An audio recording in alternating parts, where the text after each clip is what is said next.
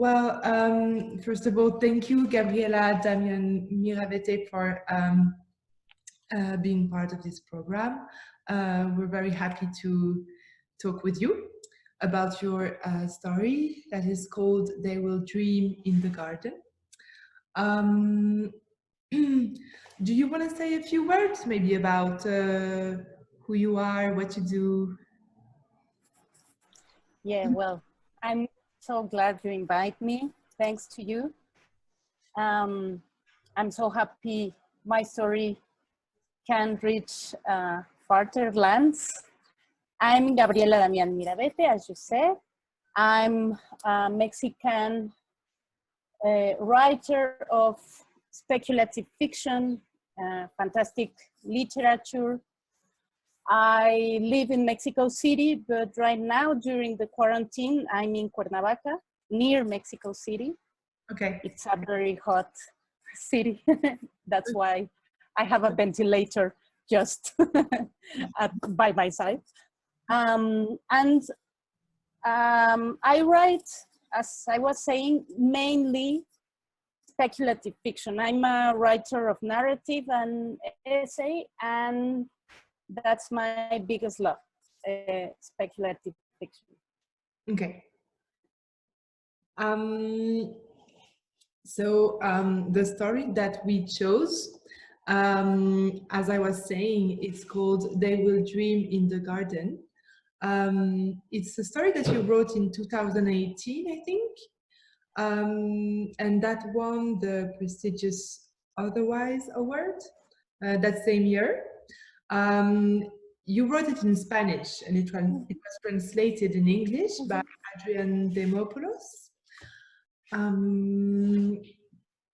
Oops, we just need to check if our internet connection is good. Is it good? Yeah. Okay. So the story depicts what happens in a luxurious garden where murdered women are living. They're encapsulated in interactive holograms. The garden was created by a woman called Maricela.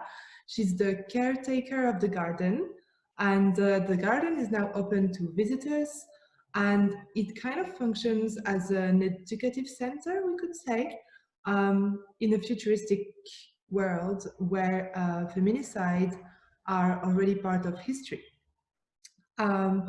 Although this is not the initial goal of the garden, we could say, the initial aim of the garden was to offer a possibility for those victims to continue to live and potentially dream a future that was taken away from them. I guess that's enough. I don't want to spoil the whole story. Well, we chose this story because there are so many things that we can talk about. Maybe we should start about what's more obvious about the story, what's the general context of the story, which is feminicide in Mexico. As you were telling us before, feminicide is something that's happening everywhere, but here you're touching upon the case and what's happening in Mexico. So maybe we should start from here. Can you hear us? I was just thinking that you could maybe begin by telling us why you decided to write on feminicide in Mexico, and maybe just talk about this very quickly, just a small context. But we don't have to go on and on about it. It's just to give a general context of the story. Okay, so I wrote this story in 2015 because an editor asked me to. She's called Soraya Bello. She was working on an anthology about femicide. And she asked me for a text because one of my main preoccupations as an author is violence against women. And in my essays, I talk a lot about representation of women in literature, about notions of authorship, and so on. So she asked me this for this story, and I was like, I don't know, I don't know if I want to do that, because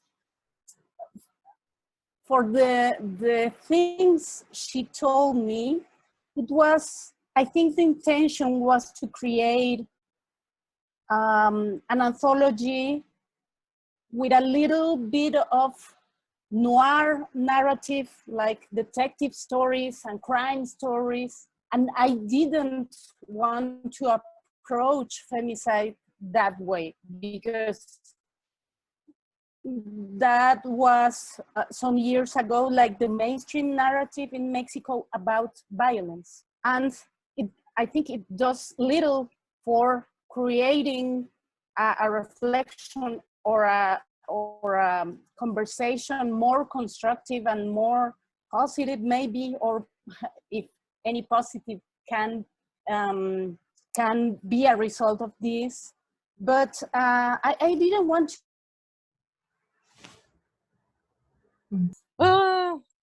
You were telling us that you were commissioned basically to write this story for an anthology on feminicide, but that the person who commissioned you wanted it to go into a certain direction which you didn't really agree, and this is where we left the conversation.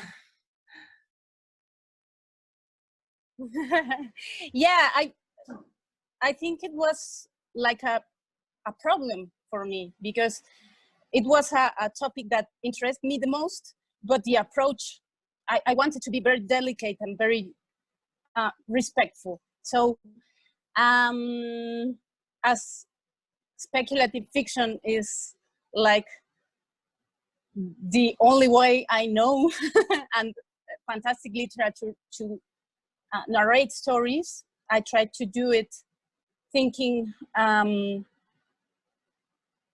about a future that is more amicable, more generous, and more hopeful than the present. So that was very difficult to see, but I work a lot to try to see it.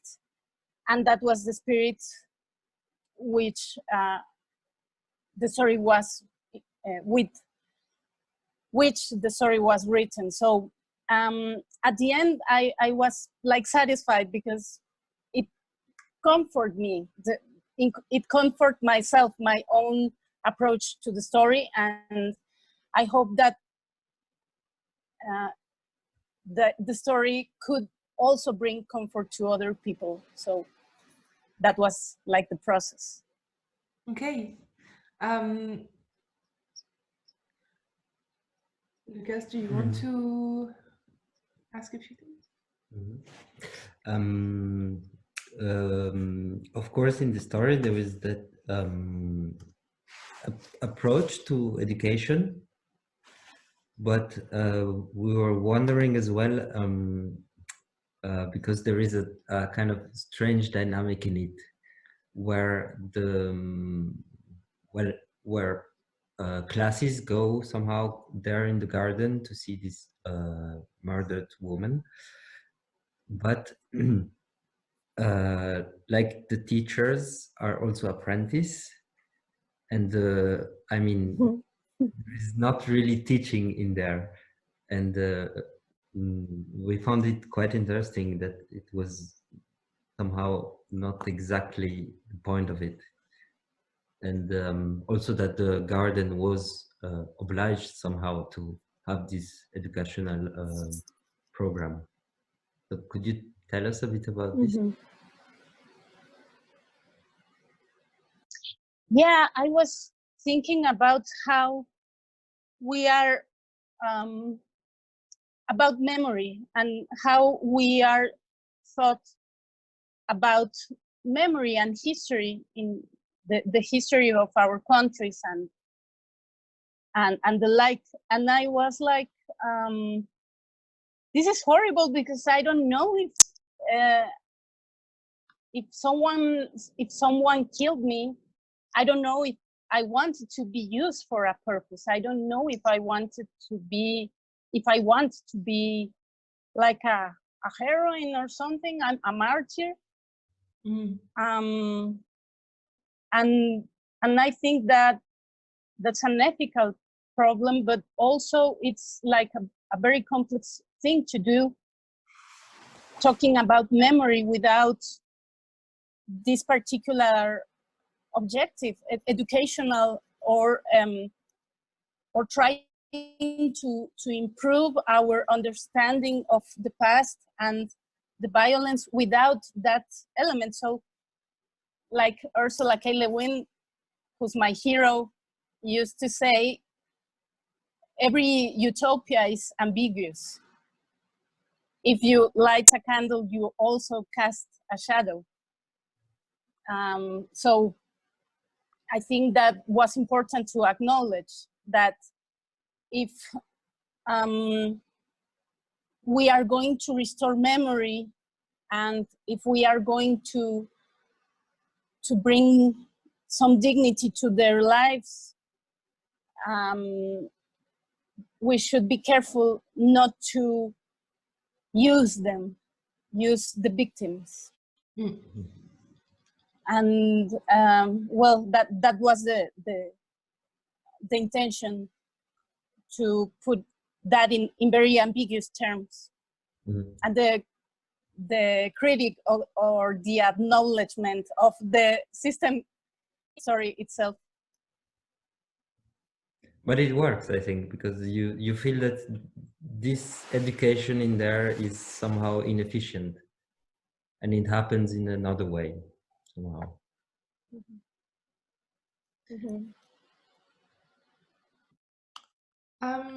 Thank you. So basically they're in a garden, and it's kind of hard not to see connections with like the Eden's garden and paradise and Christian paradise. And I was wondering if you could kind of expand. Can you hear us? Can you? Oh yeah. I was wondering if you could kind of yes. Okay, could expand on just this dynamic between like life and death, and the life in the garden, the life as a dead person. There is something that really struck me in the story, is that those women, they are dead, but the things that make them really alive, I mean, it's very ambiguous, as you said, because they have a body, but there's transparency, you don't know if you can touch them, etc. But you can hear them, they have a voice, and this is very something that is like the most important thing, is that they have a voice, you know, they can be heard. Oh yeah, I kind of switched two questions here, but yeah, can you kind of elaborate on the kind of life that they lead in this garden?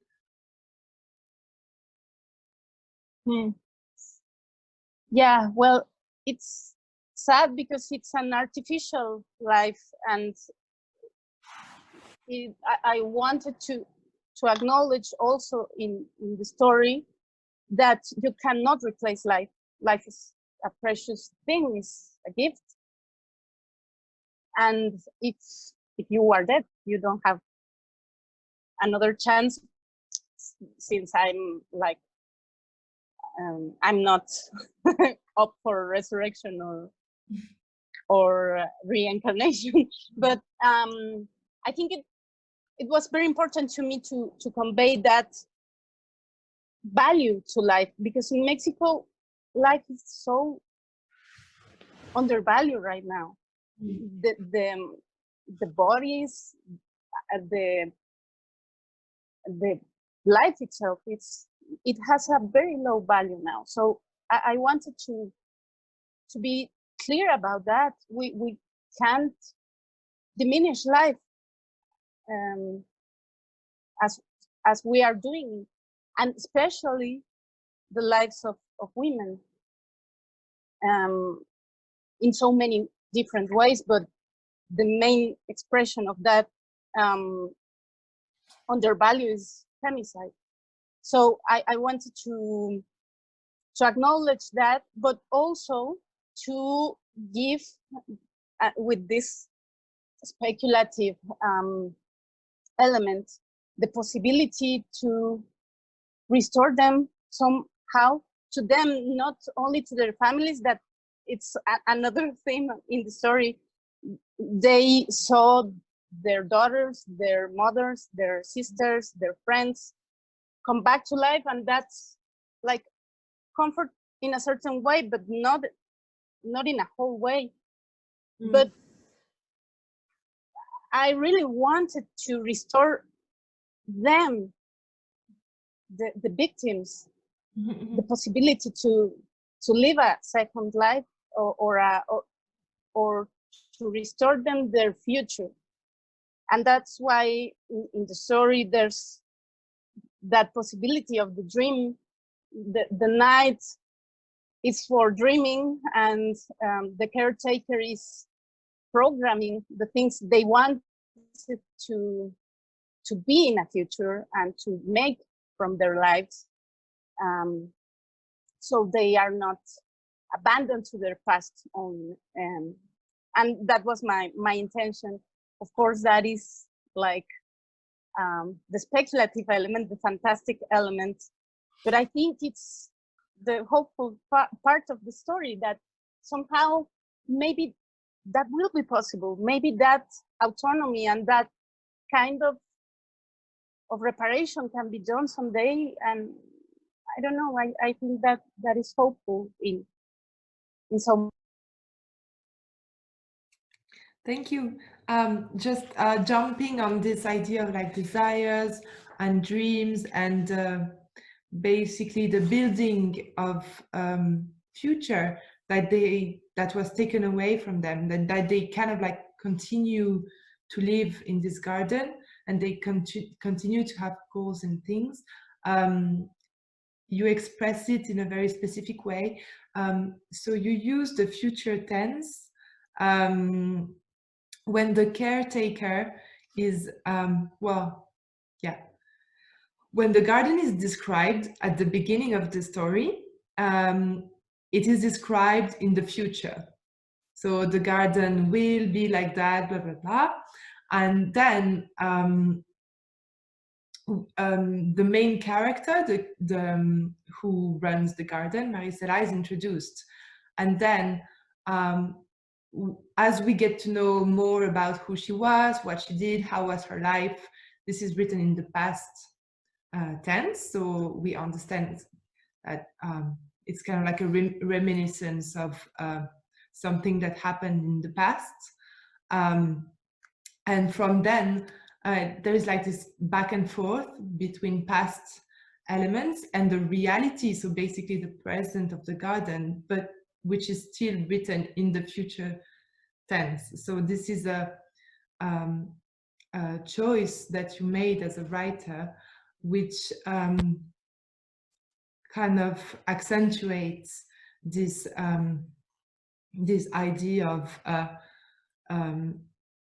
of building kind of something that is dreamy. It's kind of it is happening, this garden, or is it really, or is it still just a dream that the main protagonist has? It's very ambiguous because of the use of this future tense. Yeah. Yeah, that was a very conscious decision, and I wanted to erase the present, because the present is horrible right now. It's very painful and very discouraging. So I wanted to write in future, kind of, it's a very ingenious and dumb thing what I'm about to say, but it was kind of like if I was making a spell. I want this to be true. You know, it was like that. I want this to be true. This is going to happen someday. And that's why I wrote it in future tense. And I wanted to erase the present, and by means of the word, the written word, make it past tense. So that was my intention, to play with those verbal forms. And yeah, when you stop reading and realize that the past is our present, the present I wanted to erase is still there.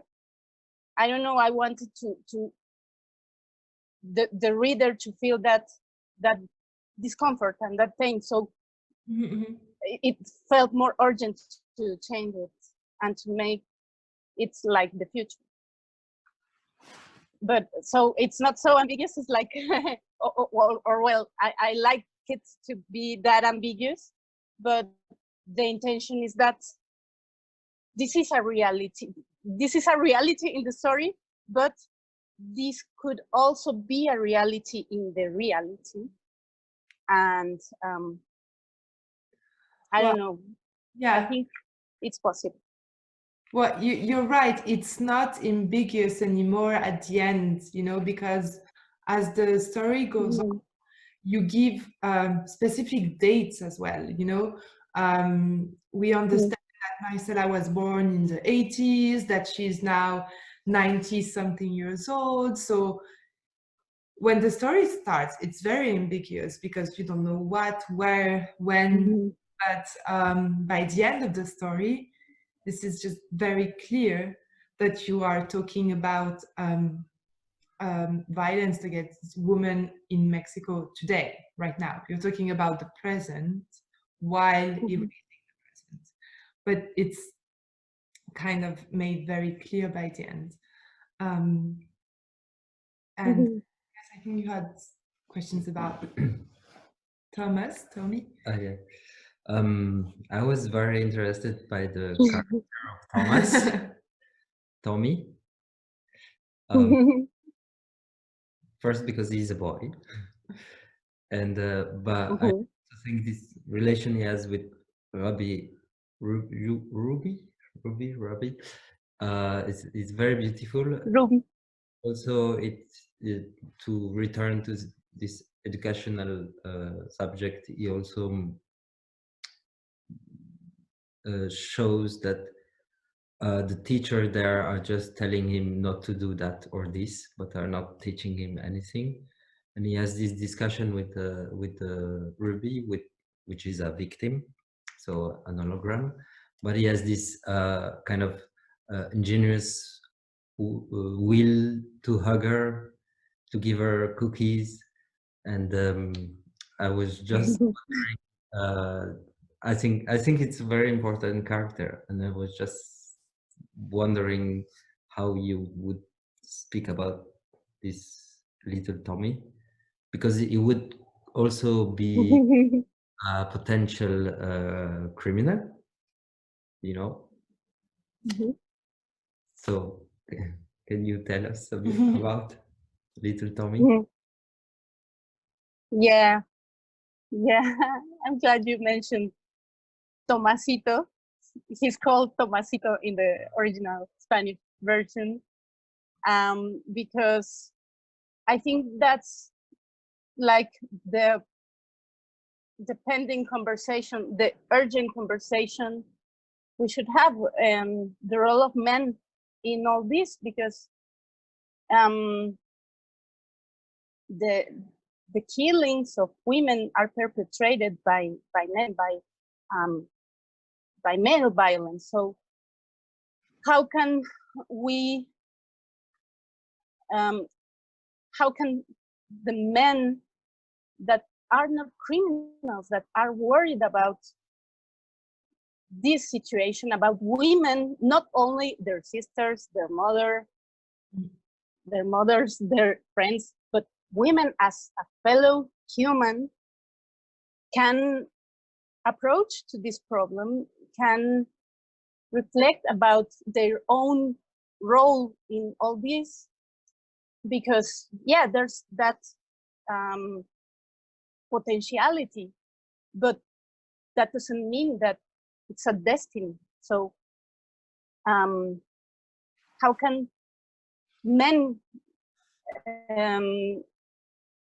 are starting to have these conversations and this willing to change the system as well as us, because we women are changing, and we've changed a lot. We are historical subjects, the historical subjects that more changes are have operated in themselves. So it's time to men to start talking about that among them.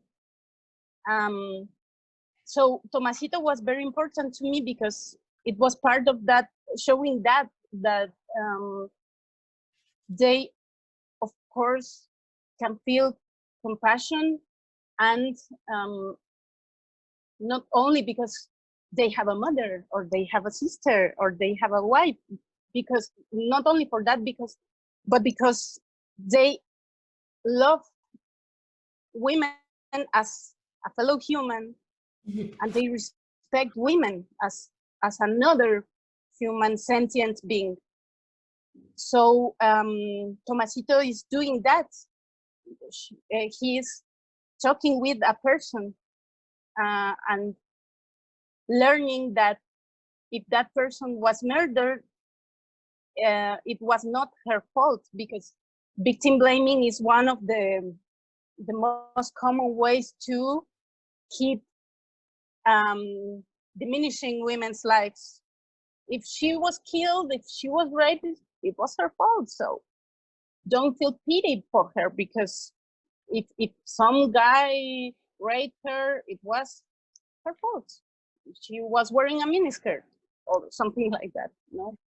So Tomasito is showing that, hope, and is showing that spirit of change that I think it's it's like dormant in every person, and it could wake up at any time.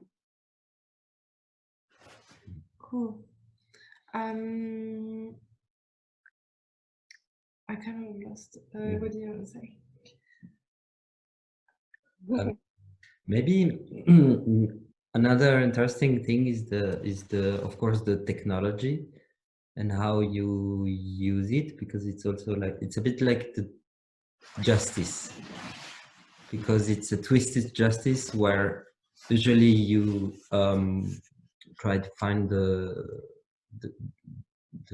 culprit, and you only deal with the people that remains, but in this case you deal with the victims. And there is a bit, I think, a bit the same twist with technology, where the purpose is very strange somehow, because it helps actually people that are not here anymore, and so it has a purpose that we don't expect from technology. And there is this, of course, this future thing, and just the simplest thing of dreaming, and that's maybe the best thing Marisela can give to these victims. So we were wondering about this use of technology, because also you don't mention it very clearly, but it seems that the victims are somehow rebuilt from their social networking, or from the datas from their living. So if you could tell us about this relation to technology. Yeah, I was like, at the beginning of the story, there's an epigraph, which is it comes from an image made by a photographer named Mara Martel, and it shows a list of like purposes or goals of one of the assassinated girls, Erika Noemi Carrillo. She would be about my age now. She was killed when she was 20. And I was struck by this like souvenir or memento of her, this list of goals. And I kept thinking about a way to restore her dad. It's impossible to do it in reality, but with fantasy you can, and with technology you can. Even if their family isn't anymore around to see that, to see her accomplish that, because I think I said it in the story itself that it's a comfort for the living, but not for the dead. Most of the things that happen in the story, or most of the purpose of technology, but I try to do that because, yeah, I think I would love that to someone do that kind of thing for me if I disappear someday. Mm-hmm. To let me finish something, to let me be alive a little more. And yeah, the technology I used was social networking, social media, but also I wanted to reflect Mexican reality there, because we have a very, there's a lot of inequality in Mexican society. So there's a lot of differences in access to this kind of tools. So that's why there's remains of some of the victims are only bones, and what can you reconstruct with bones?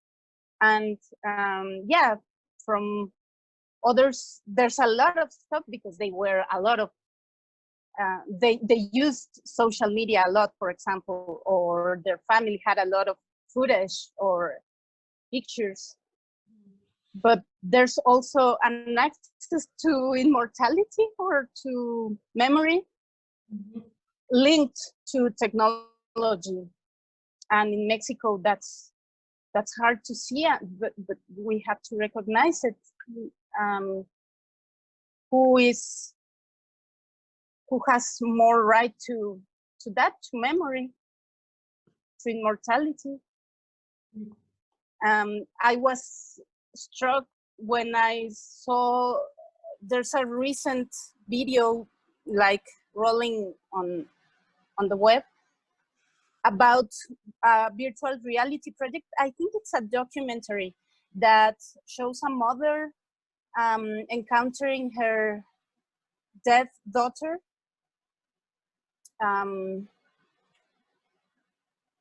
through virtual reality. She's wearing a helmet and gloves and tries to touch her. So you can see like the reality she's immersed in, with the girl who looks just like if she were there, alive and well, but in a fantasy world.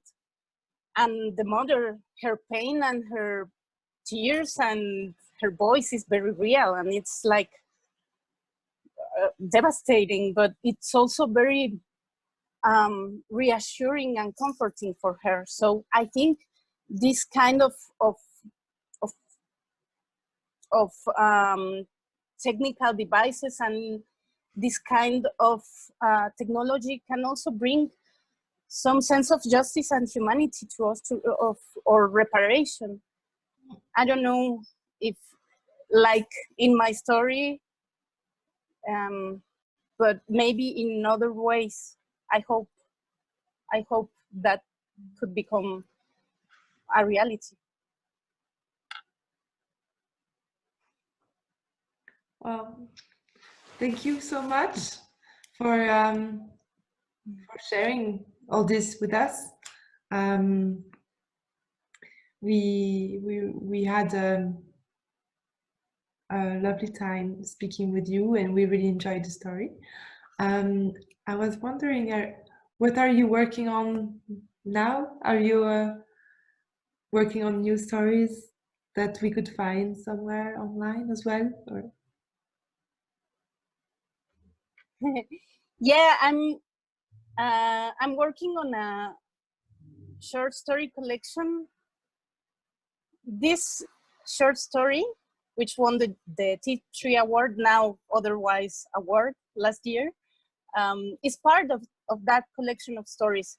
I'm a very slow writer, so it's been quite a while since I started writing it, but I'm about to finish.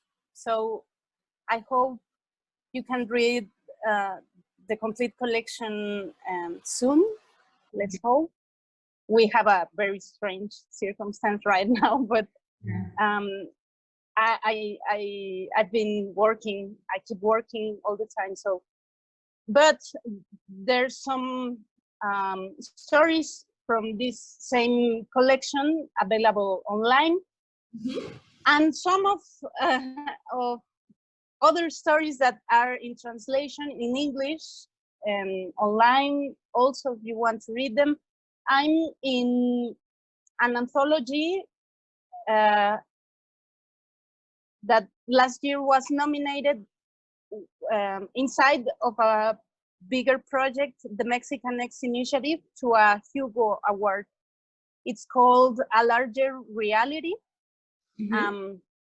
Una realidad más amplia. It's a bilingual title because it's a Mexican-American project. It's from a community of Mexican and Mexican-American writers. And you can download it for free. The second part, A Larger Reality too. It's also available for if you want to. It has a video game, and also you can download it, and it has a hope punk story of mine. Cool. And yeah, I hope I can give you some news very soon. Oh, great. Cool. Thank you. Can you send us the link so we can, if you want, we can add them to the video when we post it as well? Yeah, perfect. Thank you very much. Yes. Well, do you have something else you want to talk about? No, thank you very much. And very, very nice to discover you and discover that people are writing like you. And it's really an amazing story, actually. And I think I thought it was very well translated.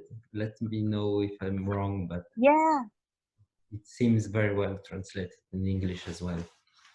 But yeah, Adrian Demopoulos is a very young and talented translator. I am so happy she translated my story. Yeah, thanks to you. Really, it's so nice to talk with you and discover also you and your beautiful projects. Thank you for inviting me. Thank you. Thank you. Well, have a good day. It's late now for us, but like enjoy your day, and let's keep us posted about anything that you write or anything. Be nice. Okay, yeah. Cool. Let's keep in touch. Sounds good. Cool. Okay. Thank you. Thank you so much. Bye. Good night. Bye.